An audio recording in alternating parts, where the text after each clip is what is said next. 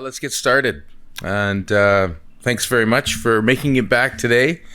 We got some folks online, and we are going to create a summary, both audio, visual, and written, of this morning as well as yesterday that we'll be using for a variety of purposes and will be available to all of you to use for a variety of purposes in terms of extending the information out to people that are interested. Three things this morning. The first one is activating new technologies and how do we overcome the barriers and what are they? And then an introduction to a new one that at least it's new for a bunch of us, and a number of nations that are actively involved in FNCI are pursuing this technology and has an interface with forestry, interface with energy, interface with nature-based solutions. And then we're going to revisit nature-based solutions again, as we do in all these collaboration forums, and learn about some new approaches that are emerging, particularly in California.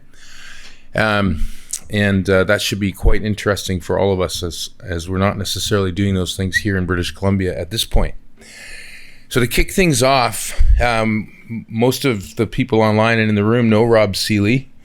But if you don't, he's one of those people that you should know, because whenever we've heard about some great big oil company like Shell doing something quite innovative, more than likely Rob was somewhere in the background making it happen.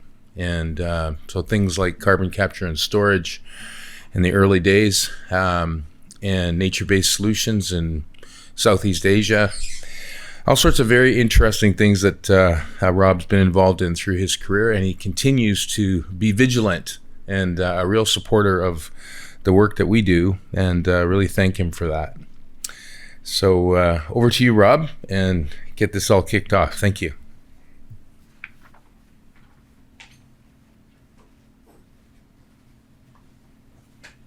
Thanks for that, Alex, and welcome everyone, and thanks for inviting me to the sessions over the last couple of days. I'm going to talk about energy transition technologies and the challenges from research and development to early deployment, demonstration, and then full commercialization. This is something that I think everybody in many of the presenters over the last 2 years in FNCI sessions are dealing with, whether it's hydrogen technologies, NBS, CCS, biofuels, clean fuels, all these things that we're trying to deploy. So this is my take on it. Some of it I've lived, and I'll talk a little bit about that in the session.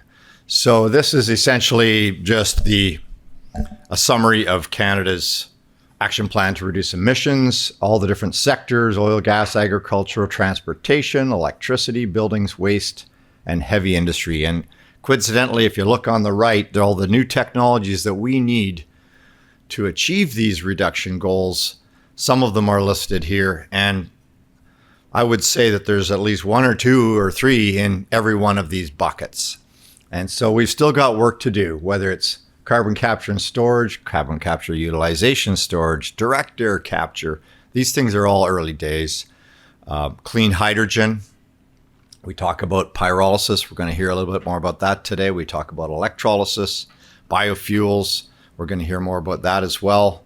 Clean fuels from hydrocarbons with zero carbon emissions, steam, SMRs we talked about yesterday. And there's the list. The list goes on, and NBSs are in there as well. The pathway that I describe is, and many others do, it's simple. It starts with discover and develop. This is the research and development programs in universities and public funding going directly to pilot work and R&D work, small programs. The next step is more where we have to move out of the lab and build demonstration. And that could be at different scales. It can be small scale, then medium scale, and then large scale, commercial scale. And so often there's several steps in demonstrate. And in that phase, the technology is still immature. there's a lot of help needed. And that's often where that list is that we just saw on the right on the previous slide. And then deployment is where you've gone through the technology de-risking and you're into a project. We just need to get some incentives and some pull from the private sector to make it go. And then eventually, after enough time, we have full commercialization. So that's kind of the path. And then in terms of a visual, this one I used a lot when we were developing Quest project. It was carbon capture and storage. At that time, we were at 1 because there was really only one project in the country, and we were trying to get CCS off the ground. But all the others that we talk about, CCS now we're probably in about maybe half a dozen projects right now that are 4 that are operating at scale, but and a few others proposed and in development and in construction even. So that one's moving down the curve, but we'll talk about that a little bit more. A lot of these others that we talked about are still at the beginning. So whether it's hydrogen pyrolysis, I haven't seen the first one in Canada yet. And CCUS is where you're utilizing the CO2 that you're capturing and manufacturing other products. There's still, these ones are still early days. DAC, direct air capture. We don't have one in Canada. There's one proposed for the US. So they're still right at the very beginning. And then, and in these days, we need direct funding from the government and governments, and we need incentives. And so we need a whole bucket of things to get these early movers going. And then as we discover the cost and are able to reduce the cost as we produce more and more of these, the cost will go down. Incidentally, this cost curve is derived from a specific example. So what we see here is that 100% cost in the very first project, whether it's an SMR or a direct air capture, that we never get it. It's not like producing cell phones and solar panels. We're not going to get this thing from 90% cost reduction over time with a lot of widgets. We're not producing millions of widgets. We're producing maybe tens and hundreds of industrial scale facilities, and we'll never get the cost down to the same extent that we will in small manufacturing and retail components. So this one actually shows about a 40% reduction over time. It doesn't show time, but I have another chart that will show time from a real world example. And then of course in the deployment phase, I would argue that we still need more than incentives. So investment tax credits are great, but we need more pull. There's going to be a private-public partnership still needed for these really big investments, whether it's small modular reactors or direct air capture. And this is pretty much a summary of kind of what I've been talking about. We are in this, for many of our technologies, we've come through the discover and develop. We're in this demonstrate phase, and we're stuck here. And so my argument here is that in this phase, we need more direct funding. We need the public-private, and we need incentives to get the private to come into it. But we need a lot more direct funding to get some of these demonstration projects built. And then we'll talk more about deployment. This is a real world example and it really shows us two things: how much cost can be reduced in a large scale industrial, I'll call it environmental technology, and how long does it take. This is coming out of 1960s. Our big environmental problem in North America was not climate change. We all thought the climate was still cooling. Acid rain. We had acid rain. We had our loss of our maple forests on the eastern seaboard, Appalachians, Canada, and really the Americans put it to this one. This was their initiative. Flue gas desulfurization on all the coal-fired power plants to remove the sulfur dioxide out of the stacks. It started in 1970s, early 72 to 76 was where they had the early discovery. They got a lot of government money for those big facilities. They built the first one, and there's what was at the top of the curve in 1976. And then over a period of time, basically 76 to 95. So that's 20 years. It took 20 years and roughly, I don't know how many facilities it was overall, but it was probably it was maybe less than 100 facilities, but it was a lot of facilities. Call it 50 facilities to 100 facilities over that 20-year period to make that reduction. And you can see the reduction really only hit about 40% reduction over time. Of course, you're fighting against inflation, but your technology improvement and implementation offsetting that. So that curve was one that's used for large-scale industrial technologies in terms of cost reduction. Now we're shifting gears to something else. This is, Alex asked me to talk about the Valley of Death, but really it's talking about funding these projects as we move. We start with public funding. That's the black curve where we're getting monies for research in universities and even small pilots. But then the funding kind of peters out as people want to scale the projects.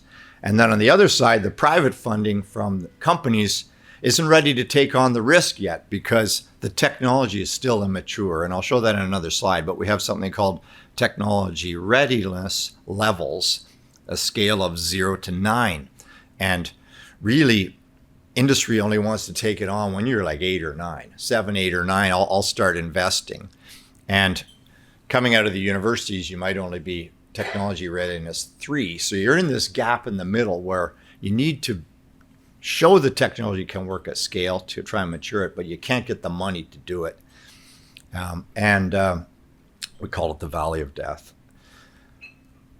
And then this is another chart showing the same thing. And on the bottom is the technology readiness. So coming out of the universities and research labs, you're at TRL 3, maybe 4. And industry wants something over here, 7, 8, and 9. So they're not ready to throw money down. There are some venture caps that will throw money down, but it's much harder to find the funding for those middle categories of technology development. So here it is, a summary of that Valley of Death period. So that's where we are on a lot of those technologies that I showed on the very first slide. We're still struggling for finance, for money, to build the larger scale or medium scale demonstration plants. How do we get that money? Is it public programs and public money, or is it private programs and private money, or is it a mix of both? And of course, it has to be a mix of both. And we're going to talk a little bit about what are some of the tools, what are some of the things we could do to try and free up that money. And then this basically just talks about the risk in that phase, more about it, that we need additional incentives to attract the private sector and the learning stages. And we need more public funding. And of course, more public funding, Dave made a comment yesterday that the government of BC wants to see some of the large energy projects all of a sudden go, because guess what? To meet our climate goals, we need funding. We need more public funding into these programs. And the public funding can only come if the economy is strong. So one is feeding the other. And so they need to strengthen economic development to have the funds to be able to put them into these kinds of programs. And I think the aha is there. And so a lot of, whether it's Mr. Trump giving us the kick in the pants, but also there's an aha, like if we really want to achieve this, we need to do economic development as a priority. So here's some of the incentives for that middle phase that I talk about, direct funding. So we need programs for demonstration projects. Now, we've seen some of that happen in carbon capture and storage. We've seen it happen. Alberta in the 2000 to 2010 put down $2 billion for CCS programs. And really, that was the kickstart to CCS in Canada at scale. Saskatchewan also had some monies, and the federal's government, and we'll talk about this a little later, really never came with tax incentives or ITCs for CCS until almost like 2020. So again, it's all staggered a little bit over time, and it delays basically deployment. Subsidies and tax incentives, so we need those things clear and in place and substantive. Market-based solutions. So now we have carbon markets, we have carbon pricing. In some of the early days of CCS, that didn't exist, so we couldn't really get things going. But now we have the markets there. We have discovery on pricing, and we have set pricing in programs across Canada and Western Canada and BC in particular. So we need to get creative around those programs. They can't just be simply, there's the price of carbon, take it or leave it. For some of these demonstration projects, it could be carbon contracts where there's a special carbon price given for an early demo, or it could be a multiple credit kind of agreement for 10 years so that, okay, credits are 25, your allocation and credits are $95 a ton. If you do this in the next 5 years, we will give you double. So you can, it basically reduces your compliance costs. So things like that. We need to get creative in the market space as well in terms of making the demos, get them off the ground. Standards for new facilities is also something that's important. Fiscal incentives. So this is the tax credits and maybe greater fiscal for technology step changes. So sometimes it's a new technology and sometimes it might just be a step change and that doesn't qualify in many other types of programs. So we need to think about making those qualify as well. And then the carbon contracts idea. This was CCS back in 2005 when we were developing, Shell was developing Quest. And so we were struggling with a project that we knew would cost $120 per ton of CO2 abated. Carbon price was $15 per ton. So we had a huge gap. And so in terms of, and the carbon policy framework wasn't really, it was still, what I would say soft. It was moving around. So, Alberta came with some direct funding, which was really the kickstart to that thing. But having lived that, when you take, even if you qualified for the direct funding, it still wasn't enough. I'd go to the investors and they'd say, no, there's no money in that. We're not doing that. That you're still like a couple $100 million short. We're not doing that. So then we kept working on different initiatives, federal tax credits, and then even with the Shell Quest project, it was direct funding, tax credits, and then eventually a carbon contract. So we had to do all three of those things to try and get it off the ground in those early days. But one of the things here, point I want to make from this slide is, in 2005, they had a plan. They had a plan for CCS to deliver roughly 60 million tons per year of reductions by 2020. Well, guess what? It's 2025 today, and we have about 4 to 5 million tons operating. So we missed this by a long shot, right? And so then the question is, when will we have 60 million tons? My estimate is maybe 2040. So this one missed it by 20 years, 2 decades. And you could go back to, well, why? And it's back to the valley of death. All the tools that we needed in the toolbox weren't there. And so I would say today, a lot of them are there. We have carbon pricing. We have carbon frameworks in the provinces. So those fundamentals are there, but there's still this need for direct funding, carbon contracts, special arrangements for demonstration projects, and really working all the tools in the toolkit to get those things moving. And that's basically what I'm closing with. Essentially, we don't want to see another 20 or 2 decade delay on all these technologies we're talking about. We want to get them moving, and we're going to need all the tools in the toolkit. That's awesome. My presentation. And now Randy, is an engineer from Alberta, has written reports on new technologies like methane pyrolysis, is going to facilitate a panel involving a range of different folks who he's going to introduce, including Rob. If you want to join Randy up there, then the other panelists are going to be online. And so I'm going to hand it over to Randy to kick off the panel. And so all the questions that you might have for Rob, will be able to ask the entire panel. Yeah, it'll be very short, so I'm not sure if you want to. Yeah.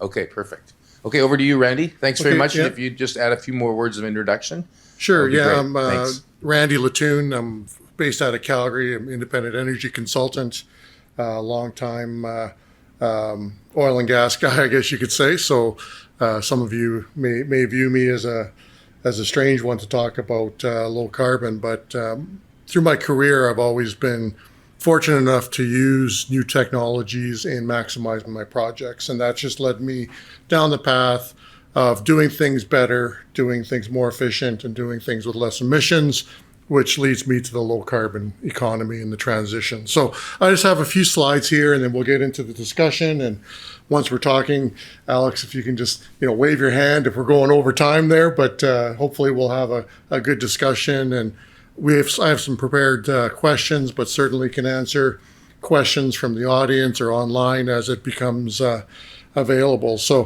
thank you, Alex, for the opportunity to come here and participate and moderate this session. It's something that I've been living for the last 5 to 10 years is, the commercialization of these technologies. And, the one thing that's frustrated me is the fact that as a country, we seem to be more readily available or make ourselves more supportive of global incumbents coming in with near proven technologies. And, the governments will throw hundreds of millions to billions of dollars at these projects. Now, these projects have economic reasons for that. I'm not going to dispute that. But from a technology development point of view, what it does is it ignores the advancing technologies that we have being innovative in Canada. We're very good at putting hundreds of thousands to millions of dollars towards these projects at the lab scale and at the initial pilot scale. But then we get to that point of the valley of death that Rob was talking about, is how do you get it out into the commercial sense? How do you get it out and operating and actually making a difference so that you can go down that curve from the 1 to 2 project range down to the 60, 70, 100,000 project range? So in my mind, this tells us something about the mentality that our government and our financial institutions have in Canada as it's geared towards technology, is that we're geared towards more the big shiny object than the intuitive creation of new sectors. So, we're very good as a country. We're a global leader in clean tech startups. And when I say clean tech, I'm kind of all inclusive, whether it's carbon capture, fuels, waste, all of these emerging kind of environmental low carbon industries. We have very strong organizations in the country, and some of the ones in the West, like NRCan, Emissions Reduction Alberta, Alberta Innovate, NorthX, CRIN, to give those initial feasibility and initial pilot type financing.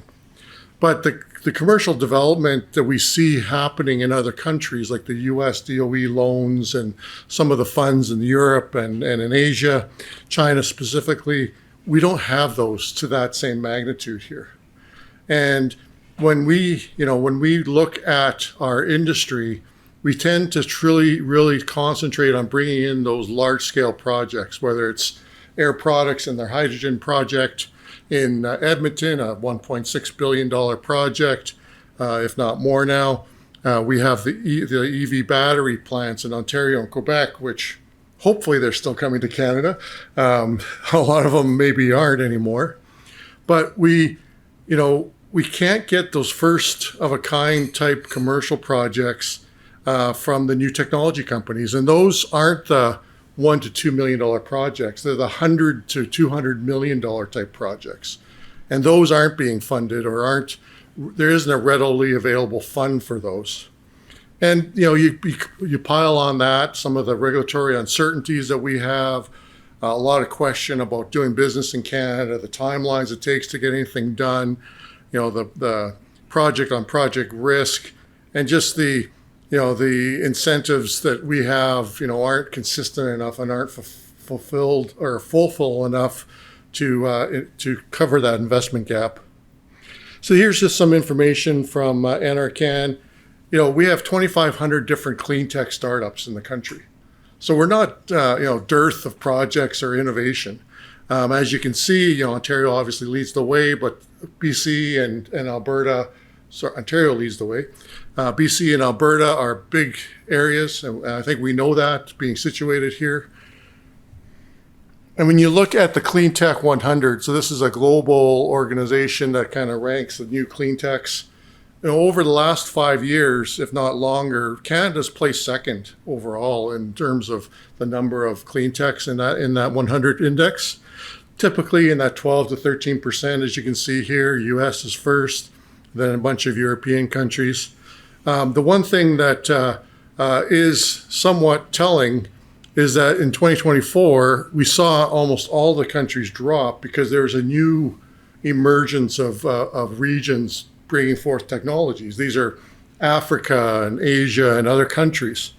So, you would hope that this isn't an indication that maybe we've lost our first mover advantage by letting the world catch up in terms of starting new techs. But this is in all the different sectors: agriculture, energy, materials, resource management, transportation, and waste. So some of the companies, just to point them out, that have been on this list for energy and power, obviously we have geothermal, nuclear, and hydrogen type companies: Econa, Everd, General Fusion. We have storage and energy systems. For materials and chemicals, we have a tremendous focus in that industry as well, as you can see here. The one thing that Canada does or is very knowledgeable in terms of our population. We lead the world in the per capita of post-secondary graduates. And even at the STEM level, we're a leader in the world in terms of the per capita. So we have a lot of intellectual drive and knowledge within this country. So it should lead, that drive should lead to a lot of different startups and a lot of different technologies advancing, but we're just not seeing that. On the resource environmental management side, we're very strong in that sense. The carbon capture movement is something that we're very strong in, the monitoring and censoring. And when you look at the number of startups per capita, we're again, near the top in the world. And in terms of new startups overall as a country, we're at the top of the world as well. In agriculture and buildings and off-road vehicles, I don't think there's an area that Canada doesn't look at and say, I can do that better, or I have an idea about. So I think we can compete with almost any country in the world. But the problem is on that global 100, we were 12%, 13% of the overall top 100 countries, but yet we're only at 7% of the funding. So there's a disconnect between how many companies we have and the kind of funding that we're bringing into that sector in Canada. And those are only the top 100s. So those, you could view them the cream of the crop, or someone's viewed them as the cream of the crop. But we have tons, hundreds, if not thousands, of other companies out there. And here's just a list of some of them that I picked off that were familiar to me anyway. A lot of methane pyrolysis companies, other kind of generation companies, transportation, storage, systems, every sector of it. Now, Rob talked about the technology readiness level, and that's something that's very prevalent in the discussions that we have these days. Everyone knows it's 1 to 9, and everyone wants to get to 9. And I think that's kind of somewhat harmed us, because I think everyone, once they think that you get to technology readiness 7, 8, or 9, it's done. They're proven. They're going to be out there. They're going to be showing the world what they can do. But there's another scale, the Commercial Readiness Index, and I think it was developed in Australia. And really what it talks about is that valley of death. How do you get from proving yourself as a technology into a commercial application? And really, once you're at the 7, 8, 9 level, you're only at a commercialization of about a 1 or 2. And where you want to get to is like 4 and higher, which is, an N+1 number of occurrences. So I think, the valley of death is real, because you view it as a fait accompli. That, once we prove a technology, the nice pilot in Surrey for methane pyrolysis, or a carbon capture in Shell in Alberta, no problem. Anyone can go and push the button and get it done. But that's not the case. That one off or that one occurrence still needs a lot of support and a lot of investment and a lot of public acknowledgement to move it to the next stage, whether it's through one company or through the sector. Now, here's some stats from the Boston Consulting Group that I thought were quite telling. And, one of them is that, from a corporate investment perspective, Canada's lagging. From what we invest, the U.S. is about 2.5 times. And when you get to other places like Asia, it's, upwards of 5 times. When you look at who's investing in our technologies, you can see that the big blue bar is institutional. So like I said, at the first, here's $1 million to go prove your technology. We're very good at that.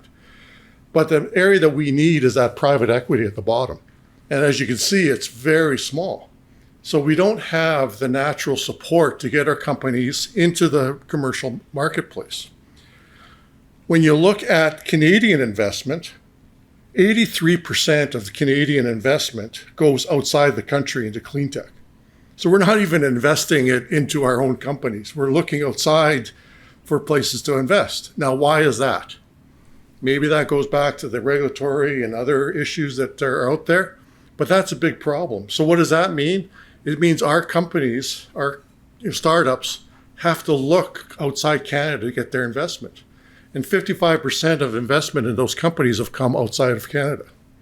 So, it's showing a fundamental problem as to how the companies are getting from that pilot stage to the commercial stage. We're a laggard in R&D. When you look at institutional R&D, we're kind of right in the midst of all of the different countries and these statistics. But when you look at private R&D, that's where we really fall short. So we're not creating an environment to get the finance capable industries to look at Canada as a place to do R&D, to invest money, to move things forward. And when you look at the investments on a mean basis between Canada and the US, and a little graph on the side, you can see that we're relatively competitive until 2021. The US shot up and had a lot of their funds invest in these clean tech industries, whereas Canada has been slow to catch up into that. So with that, hopefully I didn't bore everyone. Get Rob to come and join me up here if he would, and then we have Neil and Matt online, so we can get them online. I gave you an introduction of myself. I think Rob's introduced himself in the past. I won't say how many times he's worked with Shell and other projects, but to give you some introduction to Neil and Matt. Neil is a director with Clean Prosperity. He's focused on public policy, low carbon economy, and climate strategy. He's had previous roles with the government and in the private sector and with nonprofits, and he's led some of the initiatives like the Clean BC Roadmap to 2030 and the Economic Analysis and Functions in the Climate Action Secretariat. Matt is the COO of Innova Clean Tech, trying to smush those together. He's had a long career in the energy through North America, looking at operating large projects. He's a co-founder of Innova from 2021, and he's currently focused on trying to get Innova past that valley of death and into the commercial. So he should have some good answers for us. So maybe with that, I'll let both Neil and Matt just introduce themselves a little more. And I think, Matt, I know you have a little presentation that you want to show the group as well, and then we can get into some questions. Yeah, thanks for that. Thanks for the intro. I guess to get everybody up to speed on what Innova does, I sent in a video. It's just a quick 90-second. So if the IT guys could run that'd be great. Thanks. Graphite is a critical mineral. There's no energy transition without it. The problem is there's not enough graphite in the world to meet net zero targets. Nearly all graphite is sourced from China, who's curtailed exports. In addition, current production methods are time and energy intensive, environmentally harmful, and expensive. Innova Cleantech has a solution, and it's a game changer. Innova has developed a proprietary technology that bypasses the incumbent, lengthy, energy-intensive methods, providing a local, low-emission source of graphite at a lower cost. Innova's process takes methane gas, and by applying heat and a catalyst, splits it into its constituent components of carbon and hydrogen inside Innova's reactor. The liberated carbon adheres to the catalyst in the form of graphite. The graphite is then filtered from the gas stream and can be sold as a valuable raw material or undergo further processing for a multitude of applications, such as soil remediation, concrete, steel, and battery manufacturing. The gas stream, comprised of hydrogen and any unreacted methane, can be used as a low-carbon fuel or purified for use in a fuel cell or as an industrial feedstock.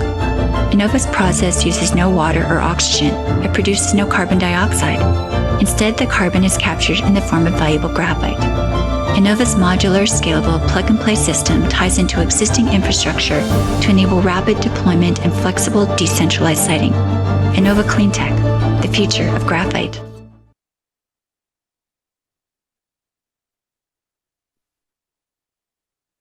Great, thanks for that. I'll pass it off to Neil for his intro. Thanks very much. Pleasure to be here. I think obviously you heard a little bit about my background from Randy, but there's been a couple of touch points I've had with FNCI over the years, starting when I was working in government with Dave on the climate file. And then I spent a couple of years with Hydrogen Naturally. And I think Ian presented, and obviously Brian Fair involved in that organization too. And now here I am with Clean Prosperity. So we're a new organization to BC. So I do have a couple of slides that I'll just put up, but I'm not going to spend an awful lot of time introducing us. We're a low carbon economic think tank, climate policy think tank. As I say, been around 15 or so years, but new to BC with me in July, coming here. And our funding is all through Canadian sources. It's all independent foundation money. So we can work with all sorts of different organizations, right from starting with the policymakers, industry, nations such as the folks in the room today, and look to develop non-partisan collaborative solutions to the low carbon economic and climate challenges that we have.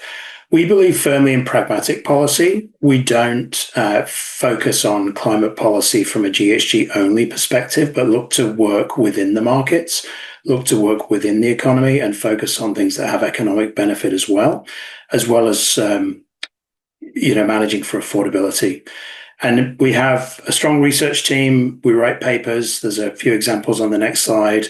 And GR and advocacy folks, such as myself here in BC, and I have colleagues in Alberta, Saskatchewan, Ontario, and the federal government there too. Most of our work focuses on carbon markets and industrial carbon pricing, electrical systems, and electricity writ large, including interties, transmission lines, and then the low carbon investment side. So, that's all I wanted to do, just to introduce Clean Prosperity as we were a new organization. And thanks for having me, and look forward to the panel. Great. Thank you, gentlemen.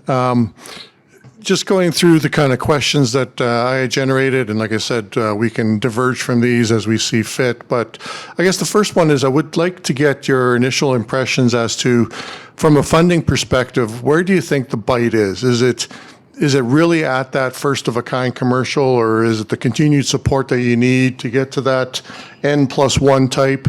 And, why is it that it seems like Canada is dearth to support that, but yet outside of the country, there are mechanisms to get that investment, although it's not perfect. In the methane pyrolysis world, I think one of the companies has maybe found it's reached the end of its cliff in modern hydrogen. Even though they had hundreds of millions of support from Bill Gates, it looks like with the Trump policies, they've decided to shut down that organization. But that being said, they were still able to get hundreds of millions of support, where I think someone like Innova would love to have been in that situation to get that kind of funding. So maybe, Rob, I'll go to you first. What's your thoughts on that? Am I on here? Yeah, on here. So, I feel like it's always a mix. So as I said, there's no silver bullet on this stuff, but certainly more both public and private funding for the early demonstration projects. So how we get that, I think, well, number one, the public funding has to have bigger pots. Right now they're spreading themselves thin across many different initiatives. and we need a lot more money in certain areas, and either they don't have the money or aren't willing to commit it. So, but that's definitely one side of it.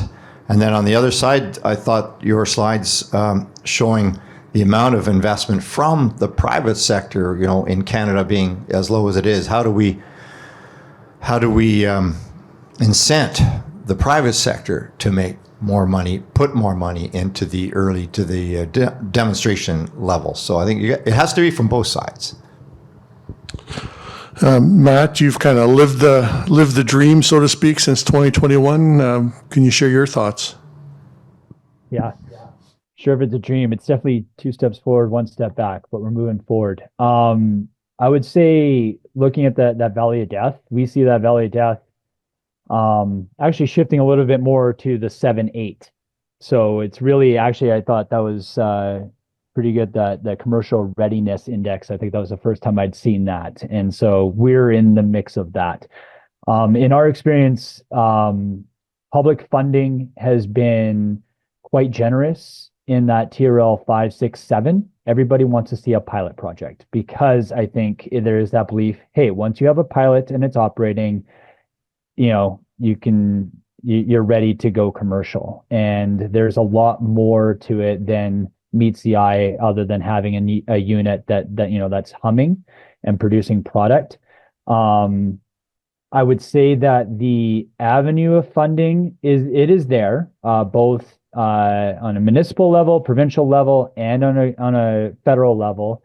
The way the funding is, though, does need private support. So a lot of the funding is through grants where you need to spend the money and then you get it reimbursed after. And, you know, for a startup who's pre-revenue, that money to start the project has to come from private sources. And so again, it is a mix, and most of those granting organizations some are more generous. They'll go 50-50. Others, they will only pay for 25%. Federal usually pay up to 75%. So it's a bit of a mix, and we tap into all of them. And that's honestly got us to the point we are now. I would say that to make it a bit easier, especially going from 7 to 8 to 9, is changing how those grants are given out, or even different avenues like, you know, loan insurance. You know, there's other forms of funding through banks or private lenders, but you know, they want to start making those payments. They want that money back sooner. Obviously, if you're pre-revenue, the federal government or any government could help out in making those payments up front. And then there's like first capital loss. So in a project, let's just say it costs $100 million. If the government comes forward with, say, 20 million, and then you spend that 20 million up front, it's kind of like, you know, building a house. Now you've got, you know, roof, walls, doors, windows, and now private investment can see that, hey, you're actually doing something, right? And the federal government or any government has paid for that up front. And so you're not starting from a standstill, right? And trying to raise that private funding. So first loss capital, and then a big one for us right now is offtake contracts. So specifically with Innova, we produce a graphite product. Carbon supply chains and overall markets don't really exist in Canada. Like we mentioned in our video, it's usually, you know, Asian countries that are dominating the supply of critical minerals. And so private funding, they see our pilots, they see that the product they make, and they can look at what we have to offer. But at the end of the day, they want to see someone buying it, right? And like you said, those battery plants are not yet built, right? And so who are we selling to at this point?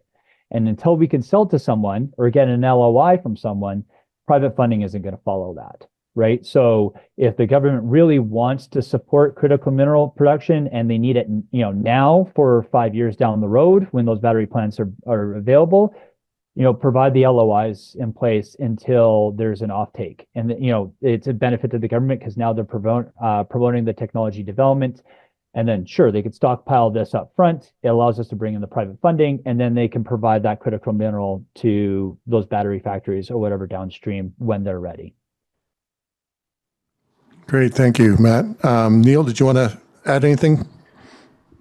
Yeah, a couple of ideas. I just wanted to sort of set the stage a little bit. I think first, there's a couple of different things that get mixed up together. So when we're talking about clean tech, I think we need to make a definitive difference between soft tech and hard tech, because the sort of software AI type clean tech businesses, I think there is the opportunity there for VC money because it's scalable, it's fast exits, there's plenty of quick profits. And then in the resource-based Canadian economy, it's a lot of hard tech. And I think that's really what we're talking about today, correct me if I'm wrong, which is big scale plants, heavy machinery, not that scalability. And therefore it is harder. It's a different set of private monies that we're after. It's that institutional money rather than sort of VC money, I think. I mean, correct me if I'm wrong. You, all three of you have more experience than me in this. And then it's those different sort of levels. So it's a very different solution for the early stage and the later stage.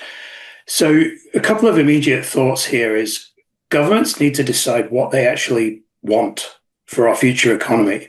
So are we going to move and become a kind of software-y, clean techy type of organization, or are we a resource play, and are we staying as a resource play? Because what I've seen a lot through my time is this constant idea about building the new economy. And then the minute things get hard, we go back to the existing economy, funnily enough, because we need to make economic growth and impact affordability quickly. So that's something I just wanted to sort of set that stage on, because I think that's what we're talking about is governments really deciding what we are and what type of things they want to actually support and get to. And then it's the how do we do that piece. And I don't think it's just funding. I think there are other things that government could do beyond funding.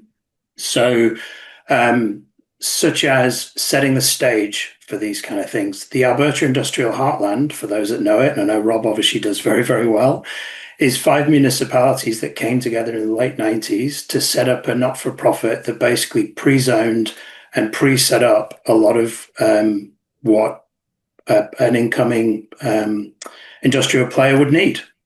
So they have access to the help with the grants, the land is zoned, and that speeds up the sort of permitting and it speeds up the deployment of those sort of things. Now in BC, could we be doing that? Could we be pre-building electricity transmission? Could we be, working with First Nations to get capacity funding up before somebody comes to town to say, we want to develop this project in your area? So let's have a think of those things beyond just pure funding as well. Alex, I think you had a question? Yeah, or comment? well, I've been waiting for one of you to say this, and you didn't, so I'm going to say it. Last week, Mark Carney signed an MOU with Alberta. And in the MOU, he said, you can have a pipeline, or we'll support it, but you have to do the Pathways project, which is a very expensive project, as far as I know, and it's one of the things we haven't been talking about very much with respect to that MOU. There's lots of things to talk about. So linking investment in these new technologies to approval of things that industry's ready to pile money into, or at least maybe they're not ready to pile money into an oil pipeline, but they certainly are into LNG projects. And Matt's trying to figure out how to get money attracted into methane pyrolysis, which is cracking natural gas molecules and turning it into solid carbon and hydrogen, which is a great thing to do with natural gas if you've got a commercial opportunity. So what do you think of that?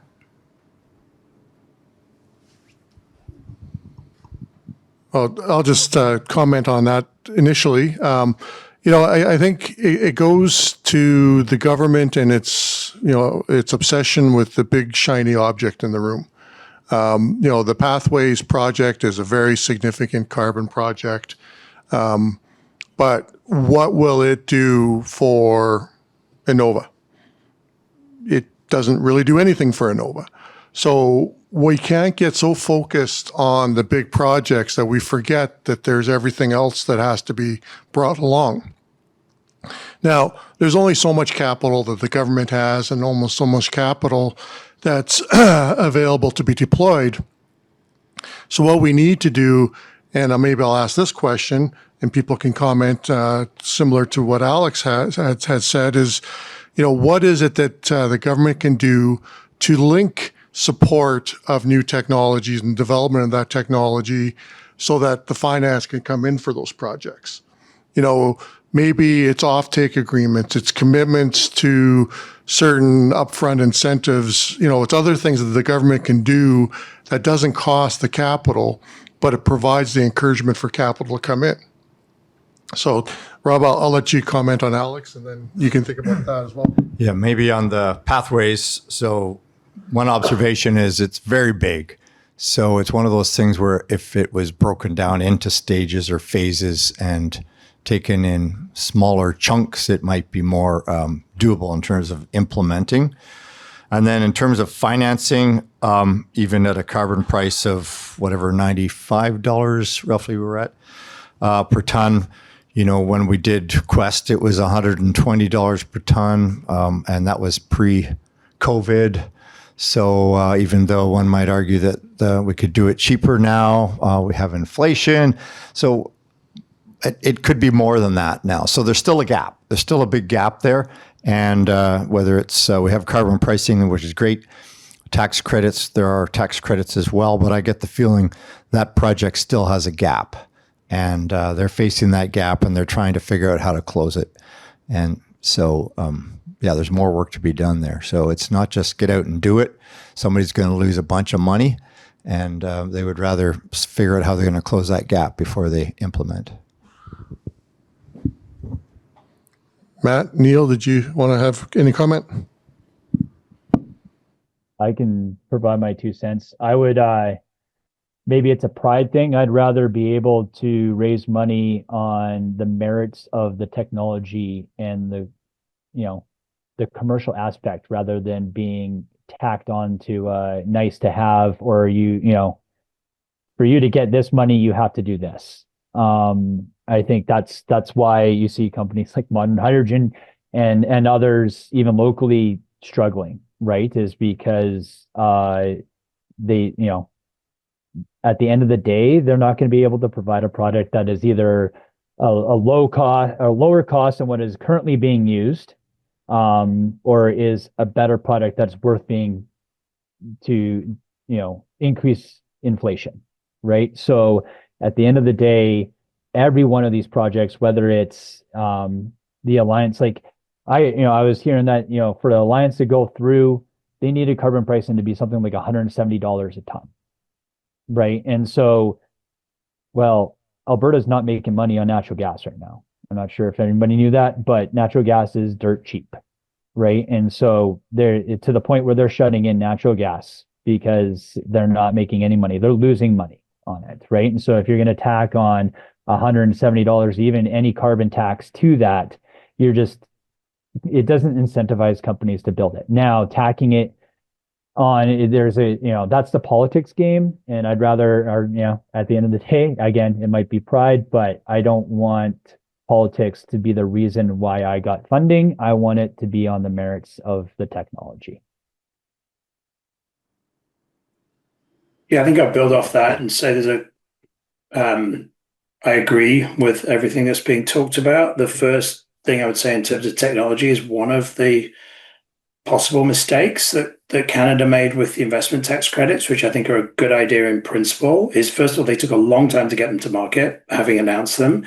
But secondly, they specify certain technologies rather than being technology neutral. And I would way rather see government policy be technology neutral than try to cherry pick which specific types of technology. And Brian and others have the battle scars from this from hydrogen naturally, where they said specifically that only certain types of hydrogen production were allowed inside that ITC.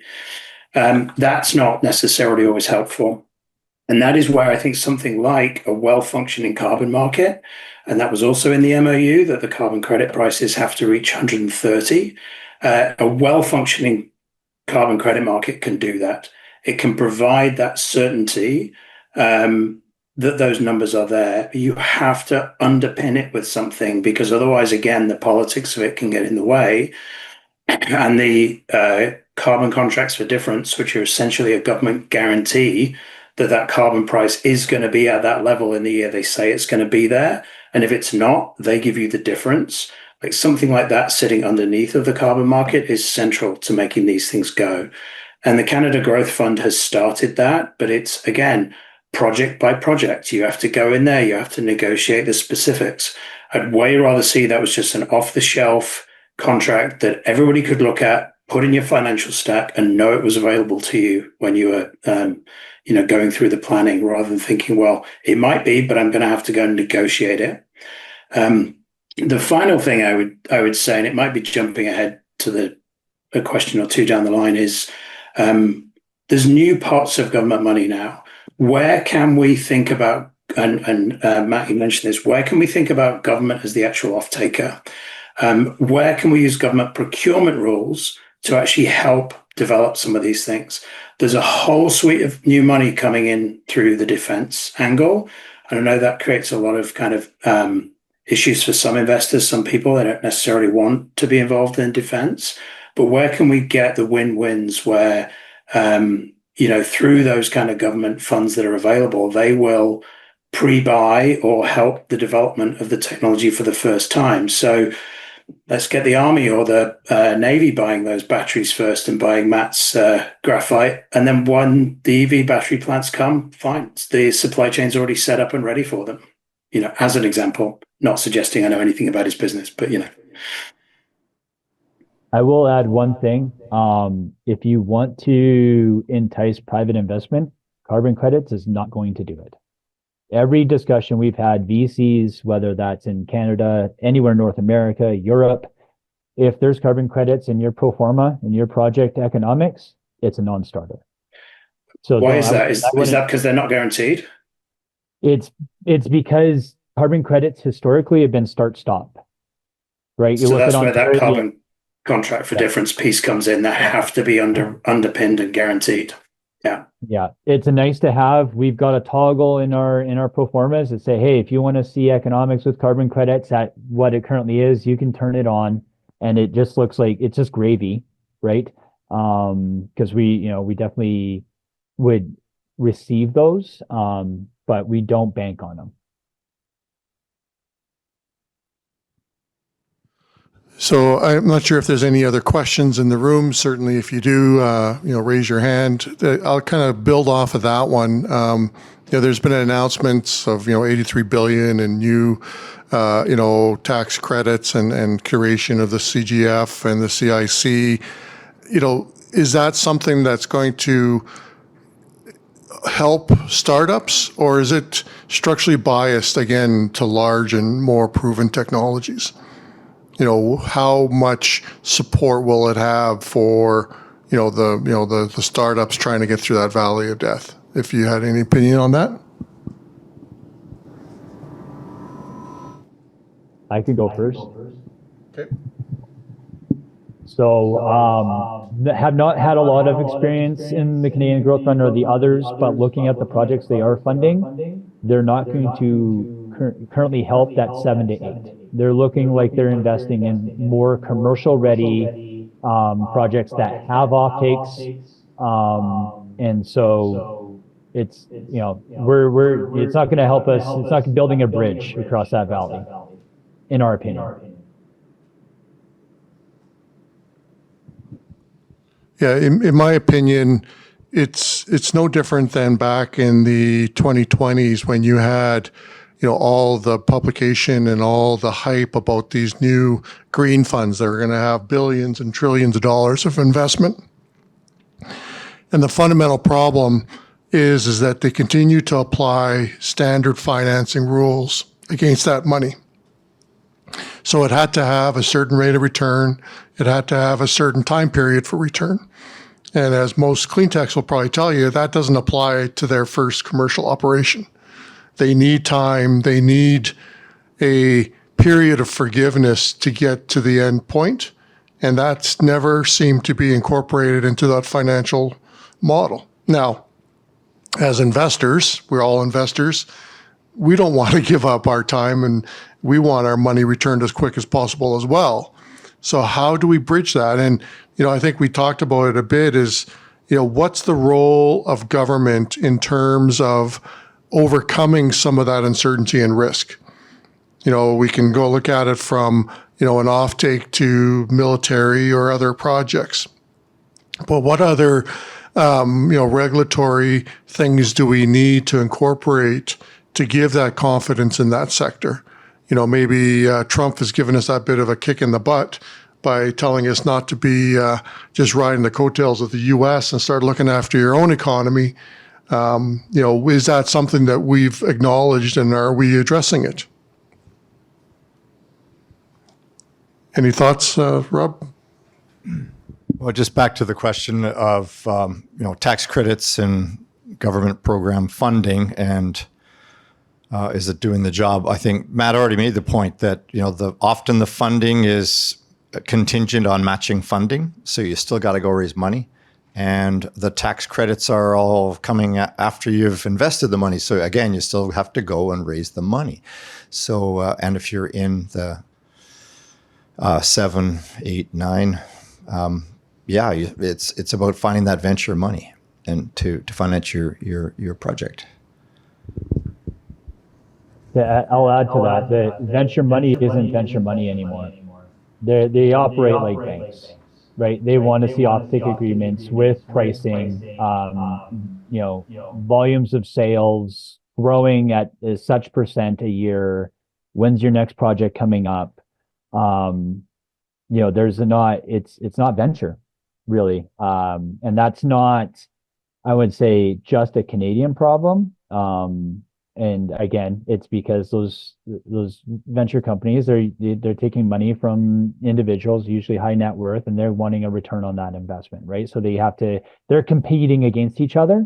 So they want to make sure they're investing in a sure thing, which traditionally hasn't been the MO of venture capitalists. Usually they would invest in 100 things and maybe 5 of them pan out, right? And so it's difficult that way.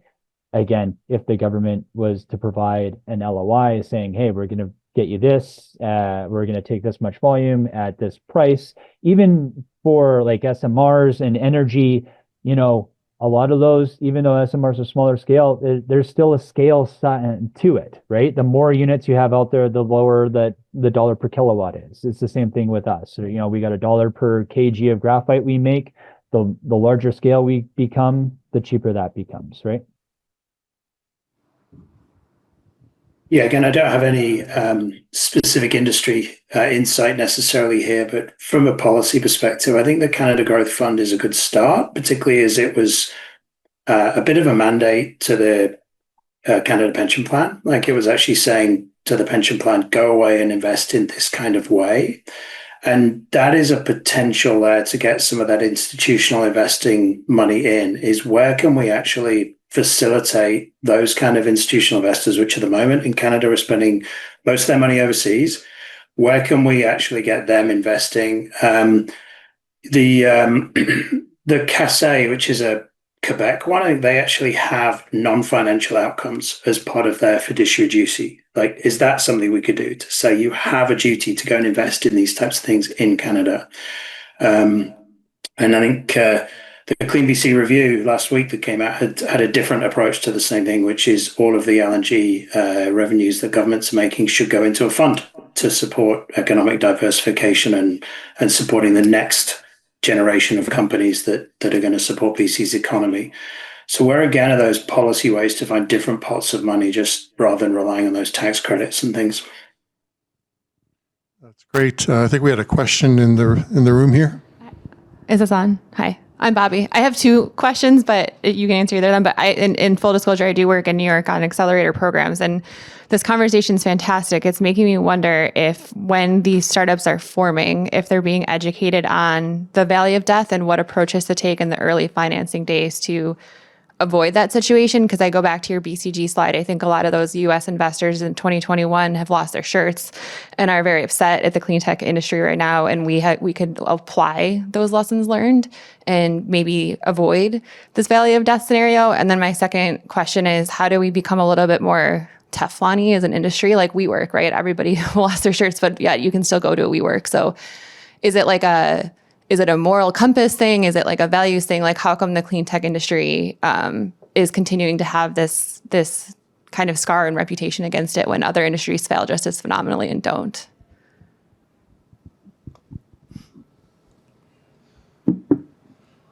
Matt, what's your thoughts on that? So when I started this, I think like most clean tech startups, no, we don't know the valley of death until we're approaching it. There's a cliff and it's like, holy crap, why is it so hard to raise money? So I guess informing that, I don't know, at the beginning of any clean tech, you're drinking from the fire hose, right? You're not really sure what the priority is. Everything's priority one. You're working 14 hours a day. Like it's, so getting the education, we did clean tech, or we did, accelerator programs, plug and play, CDL, a couple others. So, it gets mentioned, you know when you're in it. So I guess educating can help. Is there time to educate? Maybe, when you're fitting that in. Again, I think early on, you're focused on trying to climb that TRL ladder as fastly and cheaply as possible, while also trying to raise money, while trying to find, what the next, hurdle is. And, you're answering the question, what's keeping you up at night, and everything is. So, if there's a roadmap to how to properly raise funds to get over the technology that valley of death for technology, like even now living through it, I'm not sure there is. Maybe there's probably a lot more smarter people out there that could go through that. But I don't see it being the same for everybody in every tech, even if it's hard tech or soft tech. And then, sorry, I blacked out thinking about the second question. Okay, I got to jump in. Thank you all. I gave you an extra 10 minutes. And,